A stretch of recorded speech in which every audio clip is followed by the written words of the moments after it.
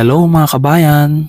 For today's video, lulutuin na natin yung upong hiningi natin. Isa nga pala ang upo sa pinakapaborito kong gulay. Bukod kasi sa napakasarap nito at healthy, sobrang dali pa nitong lutuin. Ewan ko lang kung ginagawa nyo ito sa probinsya nyo. Pero alam nyo ba, dito sa amin, hinahalo yung upo sa dinuguan. Pero hindi yun yung lulutuin natin ngayon. Magluluto lang tayo ng ginisang upo. Napakadali nga lang lutuin nito. Nilagay ko na yung mantika, saka yung baboy, at ayan, brown na siya. Pwede na nating ilagay yung ibang mga sangkap. Maglalagay tayo dyan ng bawang, tapos susunod natin yung sibuyas, saka naman natin isusunod yung kamatis, saka natin siya hahalu-haluin. Napakadali, di ba?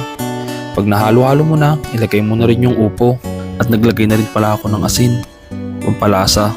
At ayan, hayaan mo na lang siyang maluto. Siya nga pala mga kabayan, kung umabot ka man sa parte ng video